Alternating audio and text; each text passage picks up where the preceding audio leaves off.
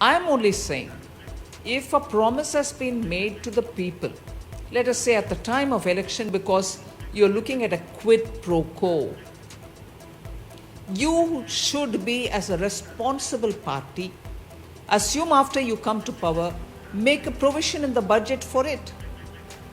And that payment should go through as budgetary provided payment.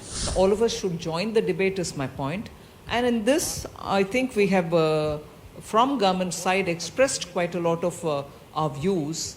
First of all, I think all of us do recognize that there is an issue. And India has been such a beautiful democracy, continues to be one. So every time we always try to bring the level playing field, saying you're bad, they're also bad, they are bad, you're therefore also equally bad. The debate is not who's actually doing it. It's a question, whilst of course I'll still say our government has been very conscious of what constitutes freebies. And I'm not itemizing it, but I'll bring the logic behind it. It's one thing to empower people and provide them all kinds of assistance to make sure that they can come up out of that mire in which they are and be able to do their own afterwards. But it's totally a different thing when you talk about it in the sense of an entitlement.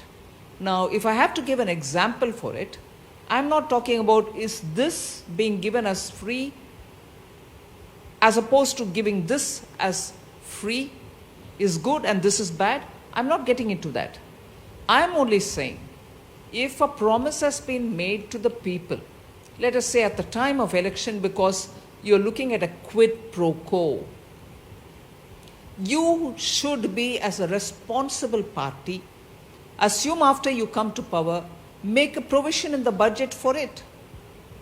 And that payment should go through as budgetary provided payment. Now, I'm just taking this example, may not apply to all states. I wish to give free electricity.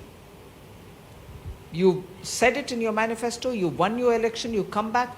Now make a provision that that number of units to that many number of people will cost this much, and that amount is provided for in your budget, and that goes to the discoms or that goes to the gencos. It should go. Your promise of a freebie cannot be burdened on to somebody else.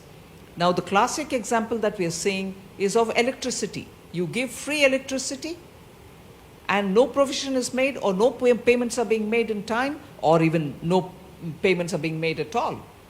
You end up shifting the burden to the discom, which has not gone to the election.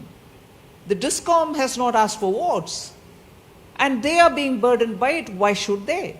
And do they have the power to stop continuing the supply? And similarly, the gencos. So the debate is not about what constitutes item A, item B constitutes freebie or not. But if you have given a promise, you make the provision, let the assembly or the parliament pass it, and then you take ahead the matter. It can't just be that I've given the promise, I've come to power, but God knows who's going to pay.